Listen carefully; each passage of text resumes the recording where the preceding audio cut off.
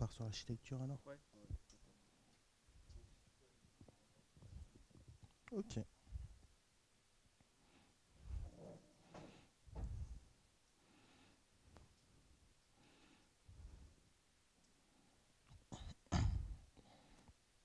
Bonjour. Ça fait plaisir de voir autant de personnes en toute première conférence comme ça. Juste pour info, juste pour information, qui connaît Tizen? C'est magnifique. Alors moi, c'est Romuald Rosan.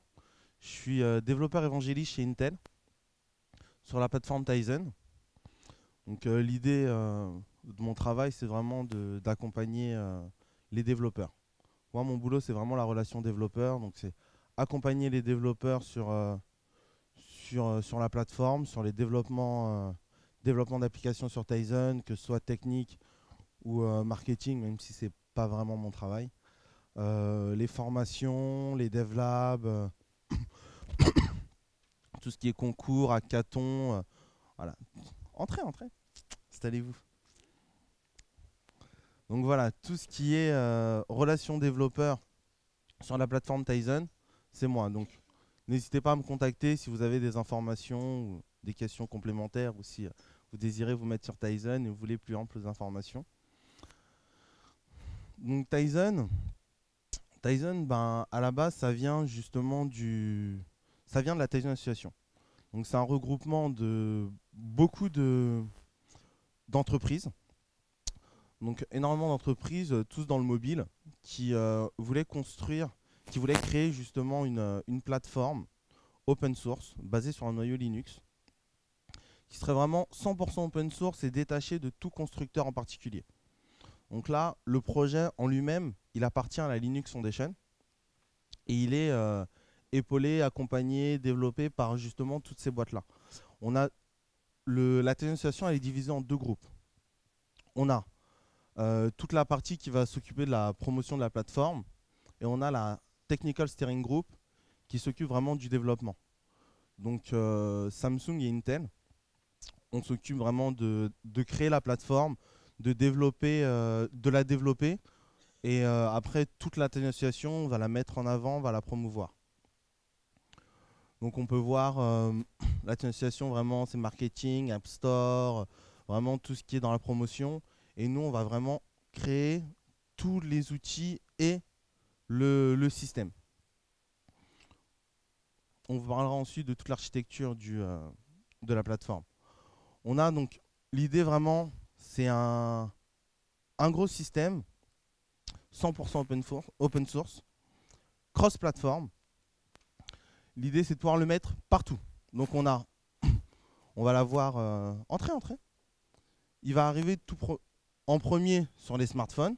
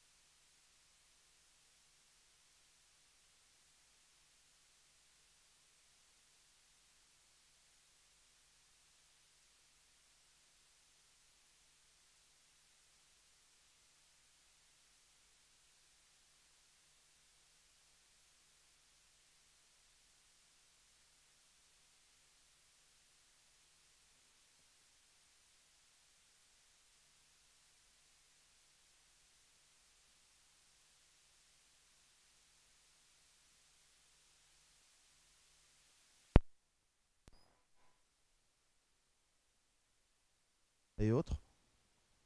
Mais vraiment le plus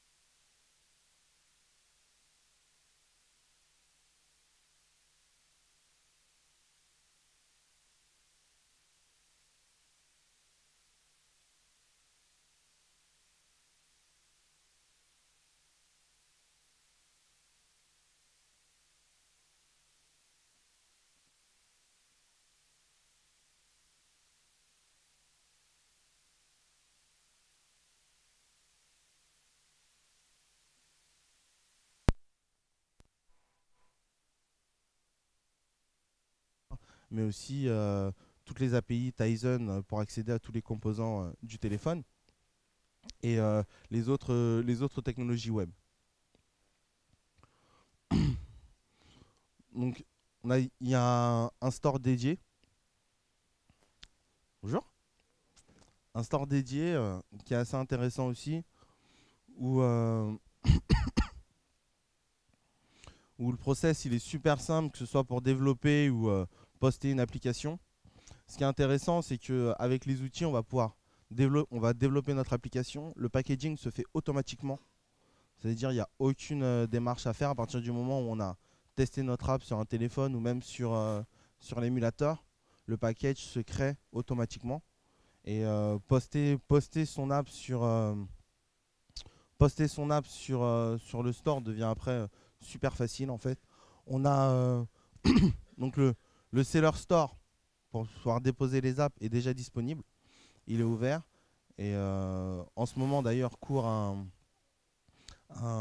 très gros concours en ligne sur Tizen avec plus de 4 millions de dollars de gains. Donc Samsung et Intel ont vraiment mis les choses, comment dire, j'en perds mes mots, ont ont vraiment voulu promouvoir la plateforme et ont mis énormément de gains en jeu. On peut vraiment monétiser nos apps de toutes les manières possibles sur la plateforme.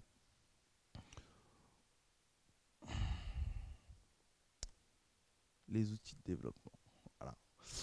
On a mis à disposition un SDK.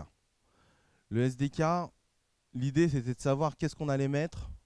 Le mieux c'est de tout donner directement clé en main. Donc au lieu de donner un plugin Eclipse, on a carrément donné un IDE. Donc Eclipse préconfiguré entièrement préconfiguré entièrement pour Tizen avec différents outils de test comme le Web Simulator et l'émulateur qui sont deux plateformes qui vont nous permettre d'émuler notre application. Le Web Simulator va permettre vraiment d'émuler tout ce qui est plateforme web de Tizen. Alors que l'émulateur, on va vraiment émuler tout le téléphone. Donc certaines API ne vont pas fonctionner sur le Web Simulator.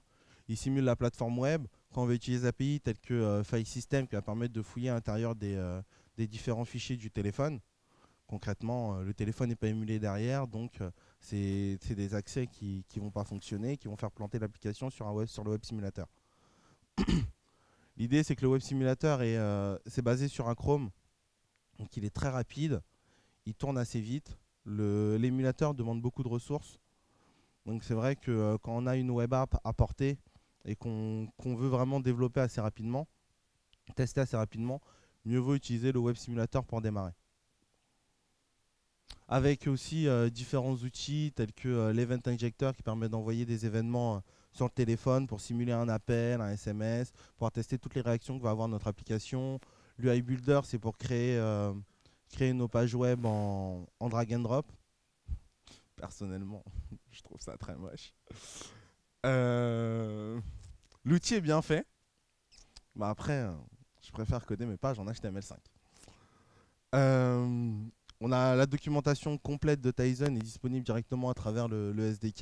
Il y a des applications test. Et le Remote Inspector, c'est un outil qui va permettre de faire du pas à pas et de pouvoir vraiment suivre son application entièrement. Il y a énormément de support et de documentation. Euh, on va avoir toutes les informations générales sur Tizen sur la page tizen.org. On va avoir le site développeur qui va permettre de communiquer vraiment directement avec les développeurs. Donc moi personnellement j'interagis uniquement là-dessus. Donc on a une interface de blog, mais on a aussi des forums, de la documentation sur technique, la documentation sur les API. On a vraiment tout ce qui est technique et dans cette partie-là. C'est vraiment pour discuter avec les développeurs. On a source.tizen.org qui est le site sur lequel vous allez retrouver toutes les sources du projet. Parce qu'il ne faut pas oublier que c'est un projet open source. Donc toutes les sources sont disponibles entièrement et elles sont disponibles sur le site source.tizen.org. Pour l'instant, on va pouvoir trouver la version smartphone, donc Tizen 2.2, et la dernière version de IVI, donc le système de voiture avec un émulateur pour émuler la plateforme et tester si on veut créer des apps pour voiture. Et on a aussi un bug tracker qui est disponible pour les développeurs. Euh, donc, pour avoir le plus d'informations sur Tizen, je pense que ces 4 blogs-là sont les primordiaux pour pouvoir avoir le plus d'informations possible. Donc, on va avoir la partie blog du site développeur. Donc, il y a des parties blog sur tous les sites de Tizen, mais celle-là, je pense que c'est la plus intéressante. C'est celle qui vous parle le plus. Personnellement, moi, c'est celle qui me parle le plus. On a Tizen. Donc ça, c'est plus ou moins en toutes les langues. C'est vrai que la partie anglaise est plus chargée. euh, Parce que tous les articles de blog ne sont pas traduits, n'ont pas encore été traduits. On a Tizen Expert, qui est en anglais, et Tizen Indonésien, dans une langue que je ne parle pas encore. Ces deux-là sont vraiment généralement les informations arrivent souvent en premier sur ces deux blogs-là. C'est c'est vraiment une bonne source d'information sur Tizen. Le dernier, Fra Tizen, qui va bientôt changer de nom et devenir Tizen France, c'est un blog français sur lequel je contribue à poser des articles, qui est aussi assez intéressant, complètement en français, et on essaye de donner vraiment le plus d'informations et les dernières informations possibles sur la plateforme. J'ai fait assez vite, parce qu'on a une deuxième présentation juste après. J'ai passé la main à Dominique. Donc, est-ce que vous avez des questions sur Tizen? Comme j'ai fait assez vite, je me dis sûrement vous devez avoir quelques questions parce que j'ai squeezé certaines choses assez rapidement quand même.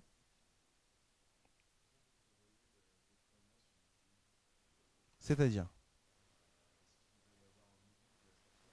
D'accord. Pour l'instant, là, on attend le premier téléphone. Donc, le premier téléphone Tizen va être signé Samsung. Comme vous avez pu le voir, il y a beaucoup de constructeurs qui font partie de l'association, qui font partie de l'expérience Tizen. Les premiers à sortir un téléphone, ça va être Samsung. Donc là, on attend, on pense. Pour l'instant, il n'y a pas de date officielle.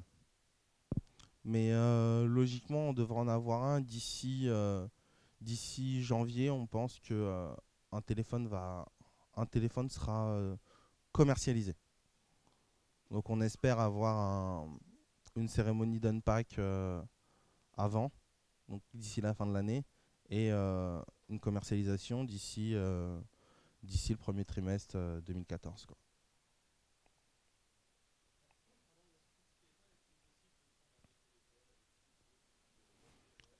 Alors,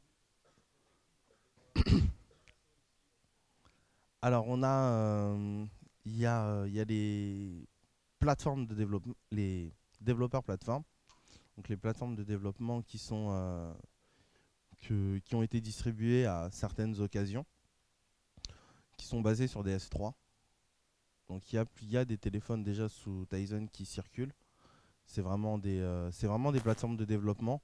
Donc il nous manque vraiment l'interface dessus, pour histoire de garder justement ce suspense de savoir à quoi va ressembler le téléphone jusqu'au bout. Mais oui, sinon on peut. Il y a, ah, d'ailleurs, c'était pas sur les slides, mais il y a un wiki, donc wiki.tizen.org. Et ils expliquent comment flasher un téléphone pour le passer sous Tizen.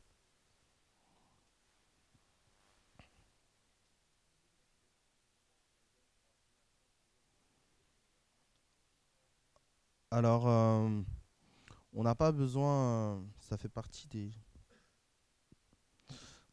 choses où j'ai été assez rapide dessus. Euh, voilà. Donc, attendez. Je sais plus c'est quel. Donc voilà, pour tout ce qui est publication sur le store.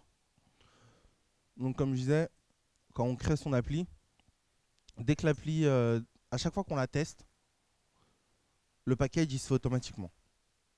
Donc il y a un package .wgt qui se crée. Donc on n'a pas besoin, il n'y a pas de processus à faire pour pouvoir créer le package à uploader. Ensuite, il suffit de se créer un compte sur le Seller Office. Donc si je ne me trompe pas, c'est sellerstore. Je sais plus. Bref, c'est sur le site tizen.org. Il y a le lien exact, j'ai oublié exactement quel est l'URL. Et il faut se créer un compte. Se créer un compte, c'est gratuit. Ensuite, toutes les applications gratuites peuvent être posées directement. Pour les applications payantes, tu vas devoir mettre un RIB et tout ça, pour pouvoir récupérer et tout. Et la plupart la, le, les revenus vont se faire en partage en fait. Donc il y a 70% qui revient aux développeurs et 30% qui revient à Tizen pour pouvoir faire la gestion du store et toutes les démarches administratives qu'il y a derrière. Ensuite, il y a sinon d'autres moyens de monétiser ton application. Mais voilà, se créer un compte reste gratuit et il n'y a vraiment rien à payer. Ensuite, après, il y a juste à attendre les 3 jours de validation qui généralement, pour pas être accepté, il faut le faire. D'autres questions? Oui.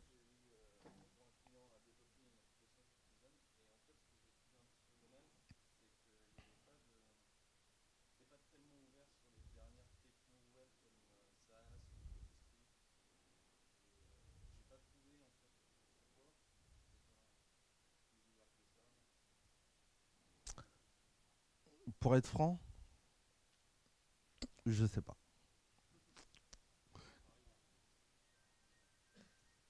Il va y répondre juste après en fait. Parfait.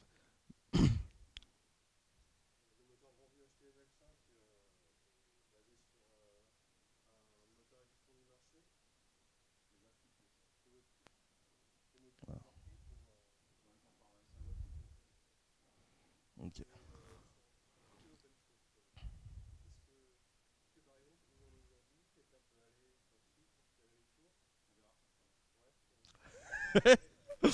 Bon, d'accord. Ce qu'on va faire, c'est que je vais laisser Dominique parler, donc faire sa présentation.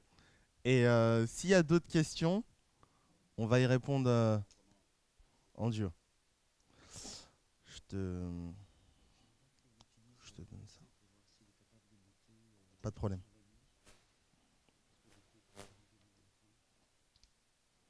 T'as besoin de la télécommande? Pourquoi? Ah, c'est pas sûr.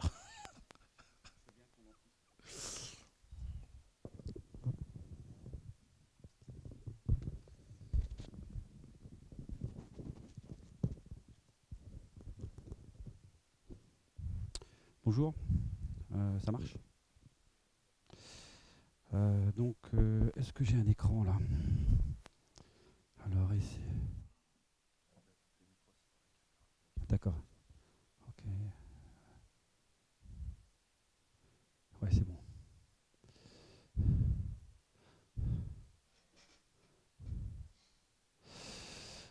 Bon, bonjour. On a un petit problème d'affichage, mais bon, ça va trinquer les transparences. J'espère que ça ira quand même. Vous m'entendez au fond? Parce que je pensais que c'était amplifié, mais non, c'est juste pour le show, le micro, c'est pour les photos. Donc, mon nom, c'est Dominique. Je suis un employé de chez Intel Open Source, l'Open Source Technology Center. Je travaille à Vannes, enfin de chez moi, pour être très précis, mais j'ai aussi une équipe. Éteins-le, parce qu'il va... Ah non, tu peux le laisser comme ça, il est en batterie. Ouais. Donc, on a une équipe d'une quinzaine de personnes qui sont des sous-traitants en fait, de la société Eurogiciel.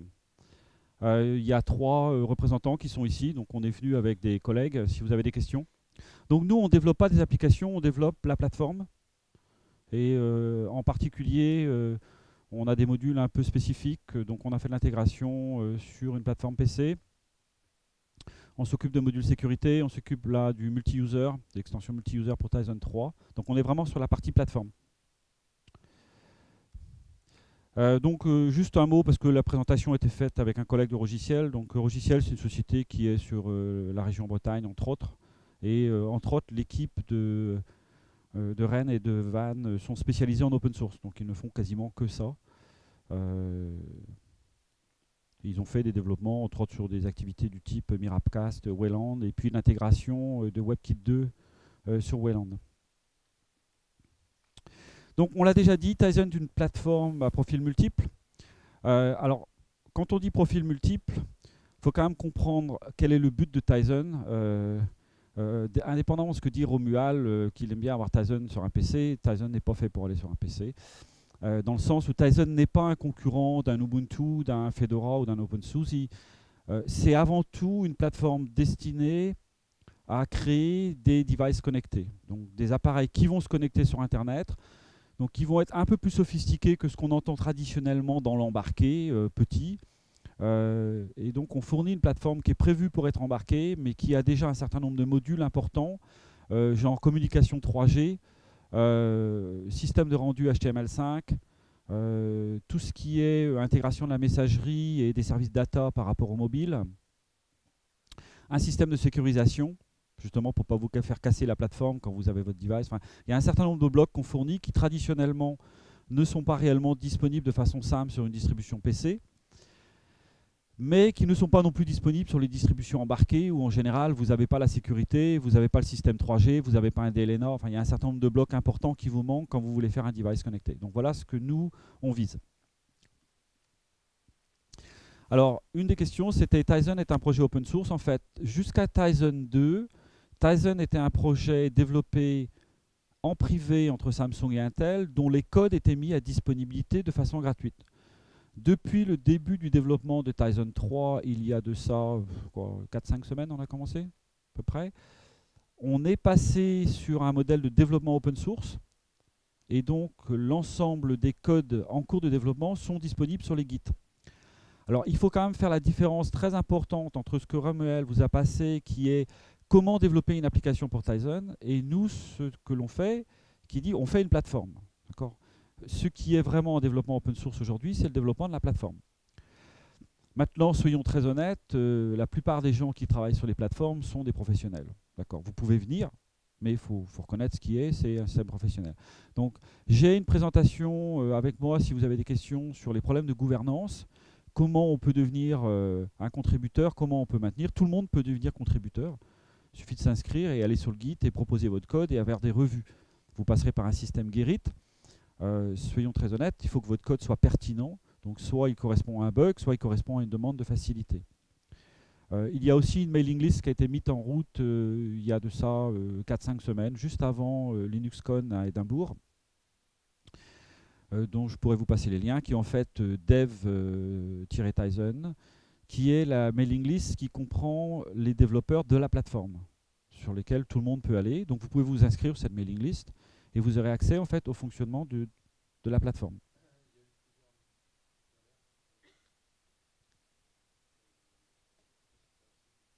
De courant? Si, mais je suis sur batterie par contre. Donc voilà un petit peu le mécanisme. Donc si vous voulez venir sur la plateforme, vous pouvez. À vous simplement de vous inscrire et de venir proposer votre code. Et le plus simple, c'est de commencer par regarder les bugs, si vous voulez faire ça. Proposer des corrections sur un bug. Et ensuite, si vous voulez des fonctionnalités par rapport à votre plateforme qui rentrent dans la base, ben, proposez vos fonctionnalités. Donc récemment, par exemple, l'équipe de Qt a proposé d'avoir Qt en optionnel sur Tizen. Donc le Tizen de base n'a pas Qt. Et il y a une équipe là qui vient de réussir à faire passer en fait l'option Qt5. Donc Qt5 va devenir une option sur la plateforme. Ce ne sera pas obligatoire, mais c'est une option. Donc quelle est l'architecture? C'est un laser ton petit truc là? Ou pas? Non?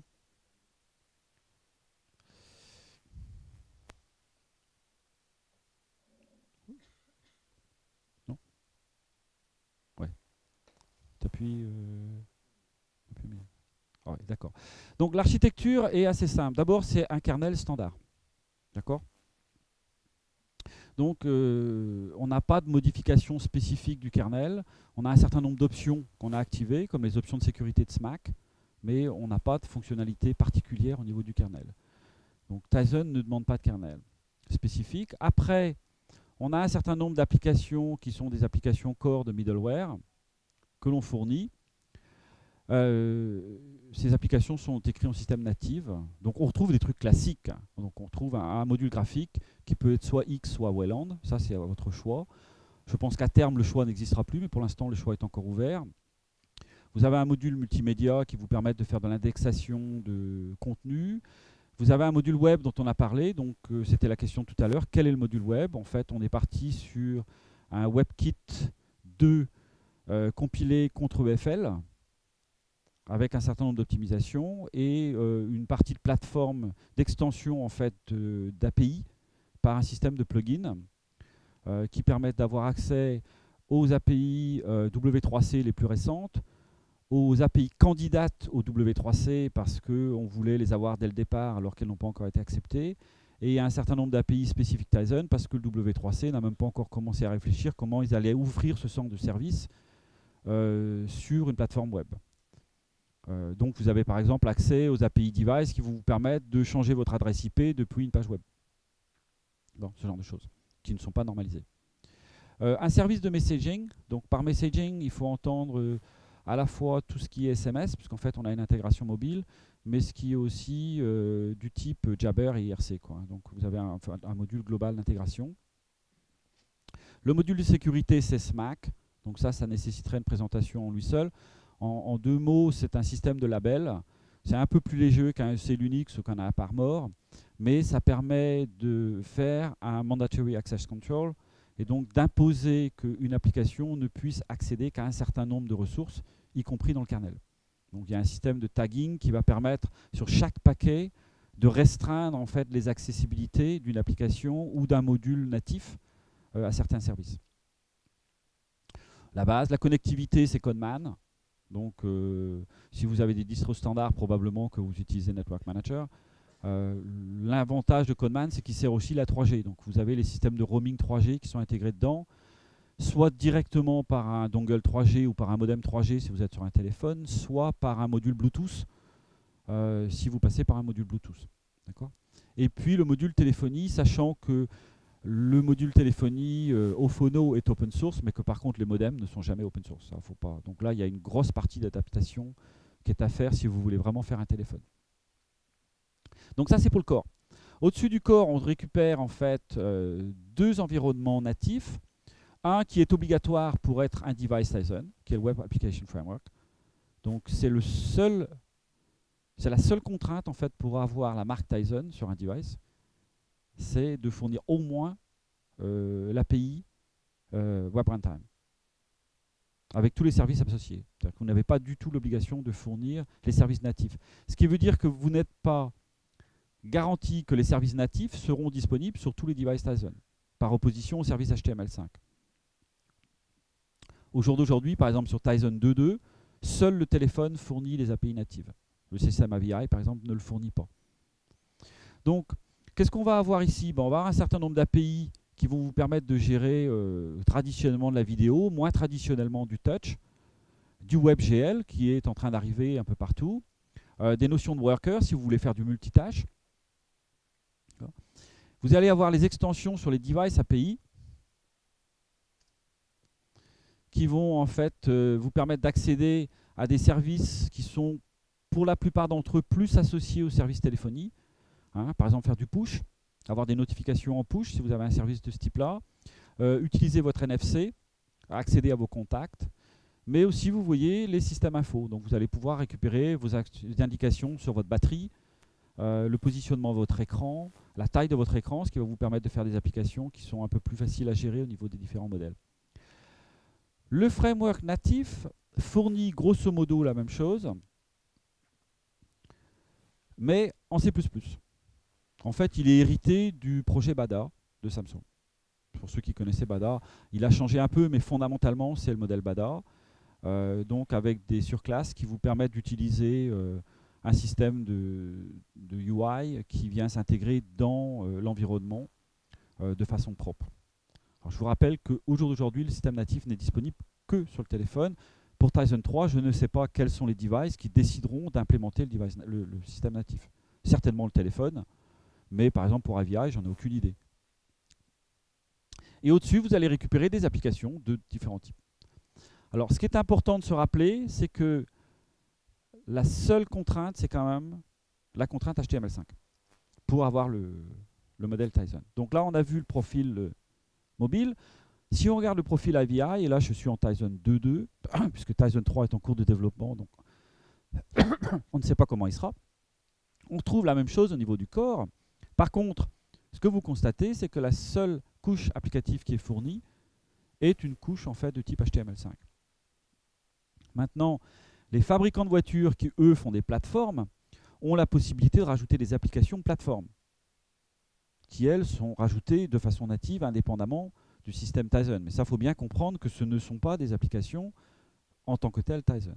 D'accord ? Donc, si vous faites une plateforme, vous avez la liberté de rajouter ce que vous avez envie sur votre plateforme. Ça, c'est votre problème. À condition que vous respectiez les API HTML5, vous aurez droit d'utiliser le logo Tizen.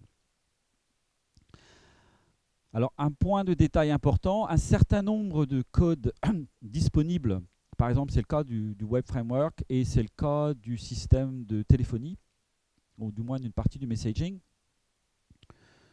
Bien qu'ils soient en open source, ils sont attachés à une licence qui s'appelle la licence Flora, qui vous impose d'être compatible Tizen si vous utilisez ce code-là.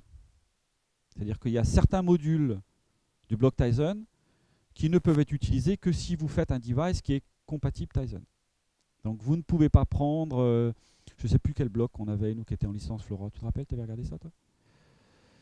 Il y avait des blocs il y avait un bloc, je ne sais plus lequel, enfin on avait un bloc et on voulait le mettre dans un device et on ne pouvait pas parce que ce device n'avait pas l'intention d'être Tizen compliant.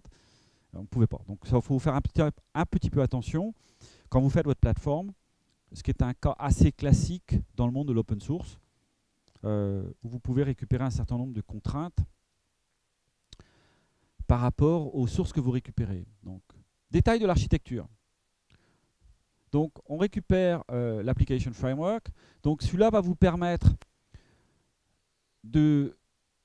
d'installer des applications avec la vérification des origines, des sources. Donc ça va vraiment être le module qui va se brancher sur l'application store, typiquement. Donc il va récupérer les applications, il va valider que les applications sont correctes, il va les installer et il va les mettre visibles de la part du device. Alors, par rapport à la question qui était posée, pourquoi ne veut-on pas être compatible avec certains frameworks? Il n'y a pas de contrainte au niveau de Tizen. Je ne parle pas de l'application store parce qu'en toute honnêteté, je ne le connais pas. Il n'y a pas de contrainte au niveau de Tizen sur le code HTML5 que vous téléchargez. C'est-à-dire que si vous voulez utiliser des librairies jQuery ou d'autres, vous pouvez tout à fait. Vous avez le droit d'utiliser ce que vous avez envie et être toujours compliant Tizen. Je répète ce que j'ai dit, je ne sais pas si le store vous autorisera à le faire. Mais ça, c'est deux problèmes bien spécifiques. contre, ce que vous ne pouvez pas faire, c'est de rajouter une application plateforme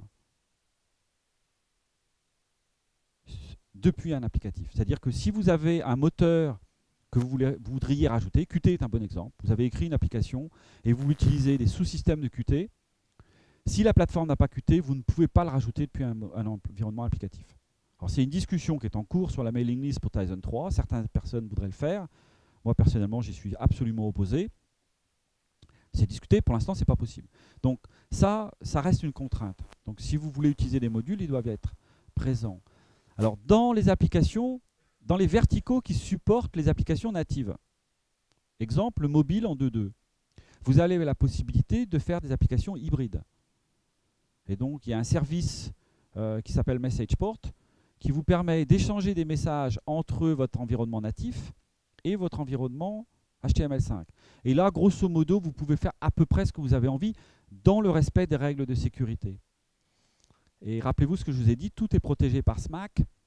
Et donc, ce n'est pas parce que vous allez mettre du code que vous allez pouvoir accéder au service kernel auquel vous vous attendriez. C'est-à-dire que si votre environnement applicatif fait que vous êtes un développeur qui n'est pas un développeur entre guillemets certifié, il y a différents niveaux de développeurs, tu n'en as pas parlé, mais il y a différents niveaux de développeurs. Et vous êtes un développeur entre guillemets amateur, vous n'aurez pas droit à accéder à certaines API privilégiées, et donc même si vous faites une application native qui essaye d'y accéder, elle se fera acheter. D'accord ? Donc là, il faudra obtenir les certificats nécessaires pour pouvoir accéder à ces services, ce qui est assez logique dans un système sécurisé. Le framework natif, fondamentalement, fournit la même chose, mais dépendant des plateformes, peut ou pas être présent. Les services core sont disponibles, et donc depuis le natif, vous pouvez y accéder à condition que vos credentials, vos autorisations de sécurité vous permettent d'y accéder. D'accord ? Donc, c'est ce que je disais, on a une complémentarité dans le sens où on est capable de faire des applications hybrides et puis, selon ce que l'on veut faire, choisir l'un ou l'autre. Donc, un peu plus de détails sur les applications hybrides. Donc, typiquement, comment ça marche.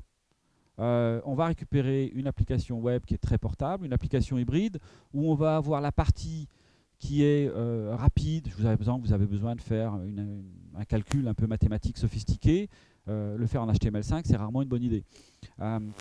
Donc là, vous pouvez avoir ça. En règle générale, on va essayer de mettre en natif ce qui est très facilement portable. Donc tout ce qui est UI, où vous avez besoin d'avoir des adaptations au nombre de boutons sur la plateforme, à la taille de l'écran, à la forme de l'écran, au type d'éclairage, vous allez le mettre en HTML5. Et par contre, ce qui est plus moteur derrière de bas-fond, vous allez essayer de le mettre en natif si vous avez des problèmes de performance.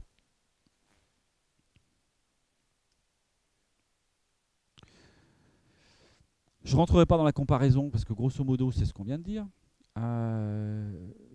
Donc les types d'applications, dans les deux cas, applications web et natives, vous ne pourrez faire des applications qui n'utilisent que les API, d'accord ? Donc parce que les systèmes de sécurité vous empêcheront de faire autre chose, sauf si vous êtes certifié. L'installation se fait par un système de package, avec un système de maintenance, et elles sont créées depuis le SDK. Donc vous n'avez pas besoin d'aller faire du développement de plateforme pour faire des applications.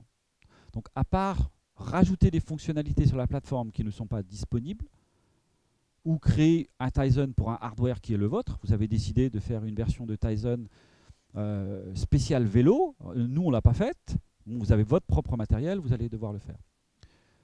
Et il y a plein mal d'exemples dans le SDK, donc ça c'est bien fait. Les applications core, celles-là sont plus compliquées dans le sens où elles vont devoir s'intégrer dans la plateforme et elles vont pouvoir utiliser les mécanismes de la plateforme qui ne sont pas publiés par Tizen. Et comme elles sont créées avec la partie plateforme, elles vont en fait avoir les règles de sécurité qu'on aura bien envie de leur donner. Alors il y a deux choses qu'il faut se rappeler. Un, elles sont forcément préchargées dans la plateforme. Et deux, il n'y a aucune garantie de compatibilité des API. Et donc vous pouvez avoir des changements assez notables. Exemple concret, on était en Tizen 1 et en Tizen 2 dans un modèle mono-utilisateur. On est en train de passer dans ces systèmes multi-user. On est en train de changer complètement la façon dont les applications sont lancées. tous ceux qui ont écrit des applications natives vont devoir les toucher. Donc nous, à Havane, on a prévu de toucher, je ne sais plus, 160 applications, si ma mémoire est bonne, un truc comme ça. Donc c'est à vous de savoir qu'est-ce qui a changé, à vous de suivre. Et donc faut vraiment le faire que si on en a besoin, quoi.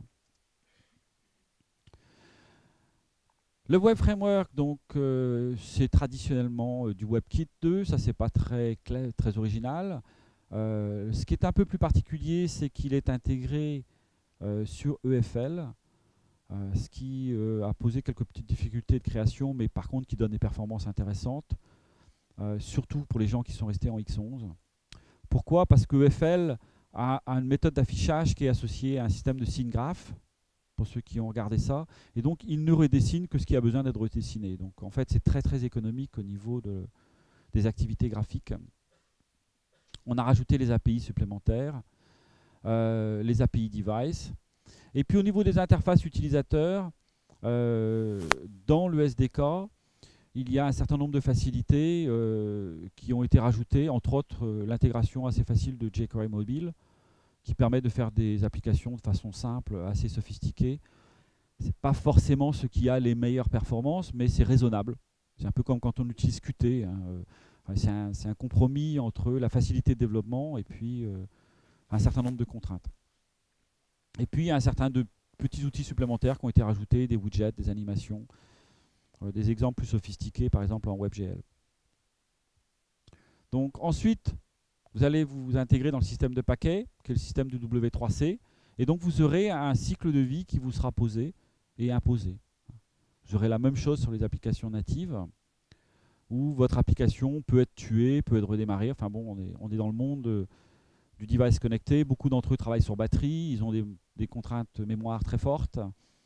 Et vous avez beau avoir un très bel applicatif qui permet d'animer un petit mouton qui se promène sur l'écran, s'il y a besoin de la mémoire pour prendre un appel téléphonique, le système va descendre votre application vaillamment. Donc il y a un système de contrôle de vie, c'est pas vous qui êtes le contrôleur en fait de votre propre destinée. Donc voilà quelques exemples. Bon, on vous fera une démo, donc c'est peut-être pas la peine qu'on aille sur des exemples, mais bon, un des intérêts c'est de pouvoir utiliser entre autres le WebGL pour aller relativement vite. Et sur les plateformes, nous, au moins chez Intel, puisque moi je suis un employé Intel, on s'est décarcassé avec misère, je dois dire, de temps en temps, pour intégrer les accélérations hardware dans, par exemple, des choses comme Cairo, qui permettent d'avoir des performances notablement différentes quand on fait du CSS3, par exemple. Donc voilà ce que je voulais vous dire. Il y a pas mal de points d'entrée. Ce qui manque sur ce transparent, c'est la nouvelle mailing list qui a été faite, qui est DevTizen, qui est semi-publique dans le sens où il n'y a pas de publicité faite pour elle. C'est pour les développeurs de plateforme. Donc si vous ne développez pas de plateforme, en toute honnêteté, ce n'est pas la peine d'aller vous faire inonder de mails supplémentaires. Mais bon, si votre boîte à lettres est en misère de manque de mails, c'est une bonne solution pour en avoir plein d'un coup. Voilà ce que j'avais à vous dire. On a 2 minutes pour faire une démo. Donc ce qu'on va faire là, on a fait quelque chose qui est un peu particulier. Cette nuit, on a un copain qui a pris les derniers paquets de Tizen source, qui a tout compilé et qui a eu la gentillesse de nous envoyer une image ce matin qu'on a récupérée, que j'ai décompressée pendant que notre ami Romuald causait. Et Ronan, qui est le maître des images chez nous, va vous faire une démonstration live. Et si tient à être payé à la fin du mois, il a intérêt que ça marche. Non, si ça ne marche pas, on n'est pas si méchant que ça. Il amènera des croissants lundi, enfin mardi. Alors, on a commencé à faire une démonstration assez... C'est pas agréable. Ouais. Une présentation assez haut niveau, en partant vraiment des applications web. On a commencé à descendre de l'architecture. Là, on est vraiment tout en bas. C'est-à-dire le device... je sais pas, en fait, c'est pas automatique. Pas de signal. Bon. Donc là, on est sur la création en fait vraiment de device, c'est-à-dire de device. Et déjà en fait, on a fait quelque chose qu'on ne devrait pas. On n'a pas testé avant de venir. On l'a fait vraiment, comme je l'ai dit, ça a été fait là tout de suite. Donc c'est vraiment à chaud. Sur en fait des modèles comme Tizen, vous pouvez builder des paquets avec vraiment c'est très proche d'OpenSUSE. Je ne sais pas si vous connaissez la distribution OpenSUSE, c'est très très proche en fait du modèle de développement en fait d'OpenSUSE. Vous avez un tool qui s'appelle GBS qui permet de builder en fait les paquets. Vous pouvez fabriquer après une image avec. Là, on est sur un système où on a vraiment pris tous les paquets sources qui sont dans les Git, donc vraiment les sources officielles voilà, d'hier. Et on a tout rebuildé avec le même process, donc un OBS comme SUSE en fait, c'est le process officiel de build. Et on a géré en fait, on a généré une image qui est donc là par exemple une image entièrement Wayland. Alors je sais pas si vous la voyez. Voilà, par exemple là c'est une image entièrement Wayland, donc sans X, si je me trompe. Et là, donc là juste, alors je vois pas le pointeur il est là, on va lancer juste, ouais ça, ouais la vidéo c'est ce qui est le plus parlant. Je sais plus si c'est la vidéo en HTML5 ou pas. Voilà, bon. Voilà, il y a la vidéo. Donc là, on se retrouve avec une distribution Tizen entièrement basée sur Wayland avec un web runtime. Et là, on a les applications autrement de base. On a un Conman, je crois, en fait, pour gérer tout ce qui est interface réseau. Et on n'a pas grand chose. On a quelques applications HTML5 installées que je ne vais pas vous les montrer parce que je les ai pas testées, donc je les montre pas. Mais c'est des applications classiques. Voilà. Donc pour faire court. Voilà. Alors, ouais, vous pouvez passer me voir, je vous donnerai mes coordonnées ou vous pouvez aller nous contacter autrement en fait sur internet si vous êtes intéressé pour déployer, fabriquer ou autre en fait votre propre Tizen, maîtriser en fait et l'avoir chez vous quoi. Voilà. Des questions?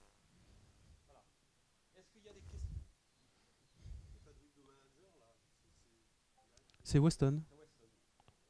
C'est le Weston et je crois que c'est prévu de passer par 1.3, c'est le dernier. On est vraiment au tout dernier en fait. Je crois que ouais, on est au tout dernier de Wayland en fait. Ouais, Wayland Weston. Et je me demande si. Ouais.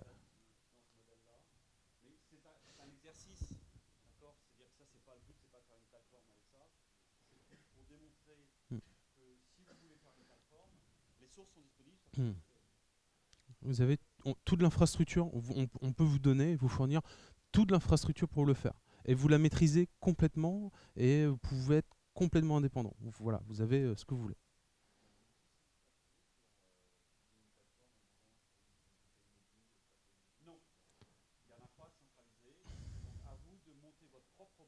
Ouais.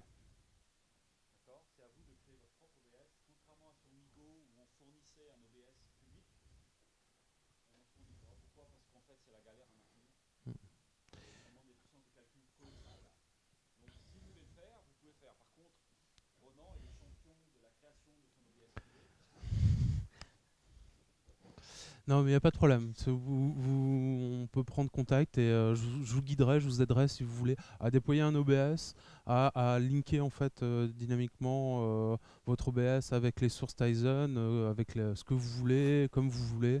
Et vous builderez tous les jours la dernière image si vous voulez, up-to-date de Tizen. Voilà, et tous les matins, en arrivant au boulot, vous pouvez booter la dernière image construite pendant la nuit. Non, mais. Ah.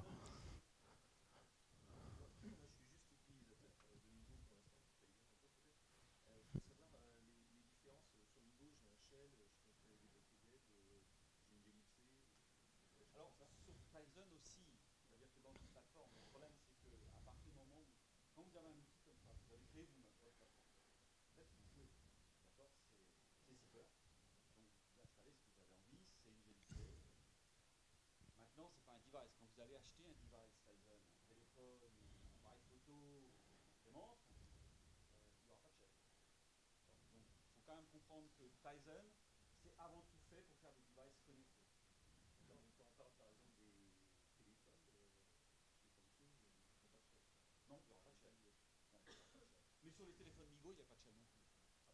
Sur le M9, par défaut, il n'y en avait pas. Non, mais parce que la version la version qui était fournie par Samsung, la version officielle quand on l'achetait en boutique, le shell n'était pas accessible pour l'utilisateur lambda. Mais en effet, tout le monde l'a mis parce qu'il n'y a que les développeurs qui l'ont acheté. Il y aura peut-être des manifs aussi. C'est dommage, c'est un super téléphone. Mais, il y aura peut-être des manifs aussi sur les devices fournis. Je ne peux pas dire comment les gens vont hacker les devices. Ça, je suis sûr qu'ils vont y arriver. Par contre, ce qui a été fait, qui n'avait pas été fait dans Tizen, dans Migo, on avait prévu de mettre SMAC, mais on ne l'avait pas mis. Dans Tizen, on l'a mis. Donc, ça va être plus compliqué. Le but, c'est quand même de faire des devices connectés qui marchent pour monsieur tout le monde. C'est pas de faire des machines pour hacker. Si vous voulez hacker, vous achetez une Dinoboard, vous prenez un PC, vous amusez, mais c'est avant tout pour faire des plateformes. Non, mais ça peut être pratique, par exemple, sur un Amigo, je peux faire du cross connecting, par exemple, pour accéder à un Ça serveur. peut être pratique, mais c'est pas le but fondamental. Ça restera à la charge du développeur de plateforme de le faire ou de ne pas le faire. Et je pense qu'ils essaieront de l'éviter. Enfin, pour eux. Moi, j'ai eu un téléphone de test Samsung. Oui. Et en fait, il y a un chaîne. Oui, dans le téléphone de test, il y a un chef. Et voilà, Il n'y a pas de téléphone. C'est pratique avec une clé. Ouais, c'est un outil de développement. C'est un outil de développement. On est bien d'accord. D'autres questions? J'en ai, mais sur le web, il y avait le package Eclipse, on installe, on démarre, est-ce qu'il y a d'autres alternatives? Là, Il y a des partisans qui mettent un peu des pages, donc pour l'accès de ça.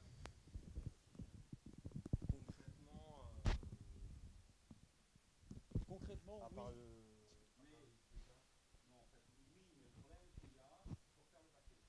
Donc, pour la partie développement, tu peux utiliser ce que tu as envie. C'est pas un problème. Par contre, au moment où tu vas vouloir packager ton application et la pousser dans l'application store, il faut que tu aies les bons certificats, les bonnes signatures, les bons trucs, les machins, les bidules. Là, ça devient plus compliqué.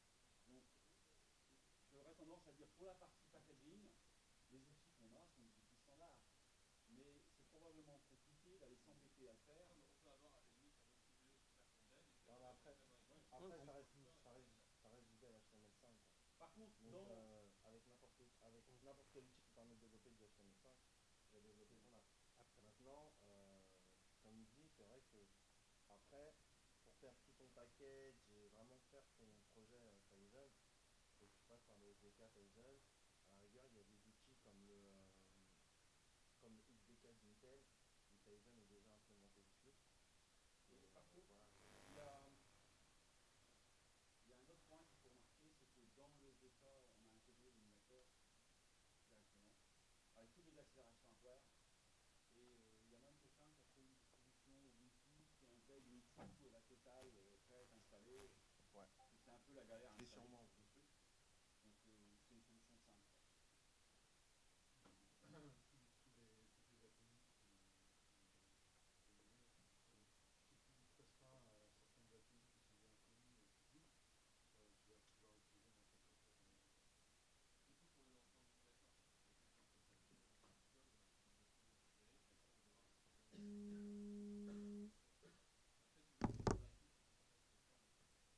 Ouais, mais même quand tu vas vouloir tester tes API,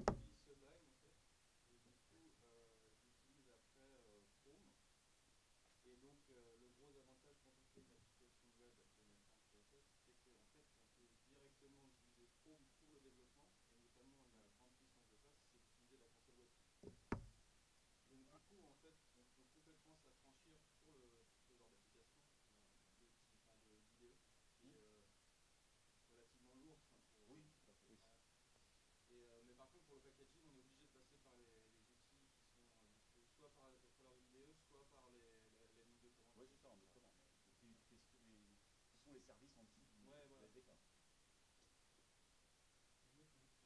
Moi, je suis très bloqué de pouvoir intégrer CoffeeScript. Enfin, l'autre, je ne connais pas, mais CoffeeScript. En fait, ouais, alors CoffeeScript et SAS en fait sont des préprocesseurs qui permettent de développer de manière plus concise du CSS et du JavaScript. Et donc ces processeurs-là, en fait, ces processeurs-là, ce que je trouve dommage, c'est qu'ils ne soient pas intégrés directement dans l'environnement de développement IDE. Et donc Mais après, tu as pu quand même développer en ah ouais, alors du CoffeeScript coup et SAS, j'ai, et du coup, tu enfin, as été moi, obligé de faire le préprocess toi-même. voilà, je l'ai fait moi-même en fait. Du coup, j'ai utilisé une librairie Ruby qui s'appelle Guard en fait, et qui permet de transformer le CoffeeScript en JavaScript à la volée. Et donc quand je rafraîchissais en fait mon émulateur, j'avais la dernière version de JavaScript qui était compilée par Guard. Mais ce que je trouvais dommage, c'est que oui, dans l'IDE, on n'avait pas ce plugin-là ou cette option-là, parce qu'il y a de plus en plus de web développeurs qui utilisent SAS ou LESS et CoffeeScript aussi plutôt que JavaScript. Mais ça viendra peut-être. Pour aller sur la dev, sur la partie application framework, je vais demander dans la mémoire, etc. Je vais rentrer un bug. Ouais, ouais. Il faut lever un bug. Première chose, vous enlevez une feature, vous levez un bug. Ça, c'est une bonne habitude. En documentant bien pourquoi vous la voulez. Et à chaque fois, vous la remettez sur le niveau devant. Je ne sais pas la raison pour laquelle on n'a pas mis. Non, mais ça viendra. Ignorance, flemme et des fois licence. C'est les trois raisons en général pour lesquelles ils ne sont pas faits. Il y a aussi le fait que ça sort du framework. Donc ça fait moins. Oui. Est-ce que la plateforme est utilisée par exemple par ça est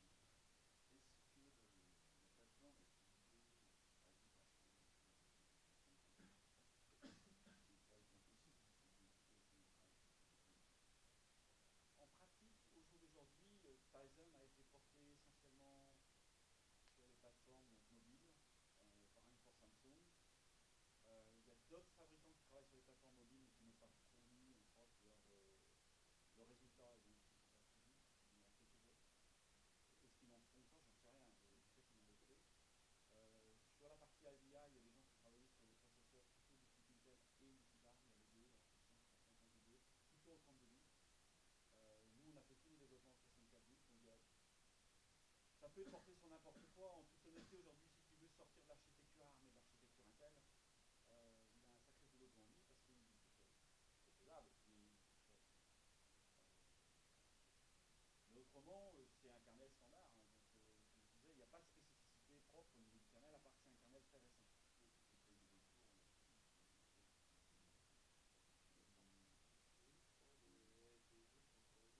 Ouais, et puis alors Raspberry, ça me dit vaguement quelque chose, mais je ne me rappelle pas, parce que je regarde pas forcément. Mais c'est plus bricolage quand même que Voilà, réellement. il n'y a pas l'industriel derrière qui est là pour soutenir en fait la démarche. Il y a un volume de travail relativement conséquent. Faire un BSP, c'est pas tout simple. Moi, j'ai justement une question sur le déploiement de l'application native par exemple. Par exemple, est-ce que je porte du code existant des performances Ouais, ouais. du coup, je pense monter Mmh. combien de fois je dois déployer sur le store? Je dois déployer autant. Déjà, sous quelle forme est-ce que je mets l'application en store? Sur un paquet. Et sinon, c'est binaire? Non, c'est binaire. Ouais. C'est binaire. Donc en fait, si je veux quand même que mon application soit portable sur plusieurs devices, combien, enfin, est-ce que je dois faire autant de soumissions qu'il y a de portages? Rappelez-vous ce que je vous ai dit. L'application framework binaire, enfin, c'est ce qu'on appelle natif, au jour d'aujourd'hui n'est disponible que sur le téléphone. Parce que les autres verticaux ne l'ont pas repris. Donc déjà, pour l'instant, ça ne marchera que sur le téléphone. Donc ça, c'est le premier point. Dans Tizen 3, je ne sais pas. J'ai entendu AVI est assez tenté pour autoriser le natif. Mais il y a d'autres contraintes de sécurité qui leur font très peur dans les voitures. Et donc, je ne sais pas s'ils vont faire autant. Je ne peux pas vous dire. Mais en binaire, c'est vrai qu'il faudra faire. D'abord, il y aura un problème d'architecture auquel il faudra faire attention. Par contre, il y a un application framework, et donc quand on reste dans le cadre de l'application framework, on n'aura pas de problème. Par contre, si on accède aux API en dessous du corps. C'était pas ça, c'était surtout pour produire des binaires, faut que voilà, des binaires des architectures très données. Si admettons, il y a. Aujourd'hui, il y a.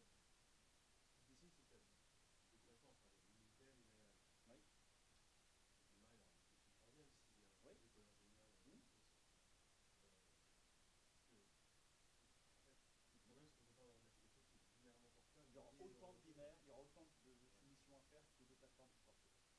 derrière, ça c'est fait. Donc la solution, c'est de comme ça. Bon, je crois qu'on a fini. On a fini, donc nous on est là pour la journée. Si vous avez des questions, venez nous voir. On est 4, puis on y va.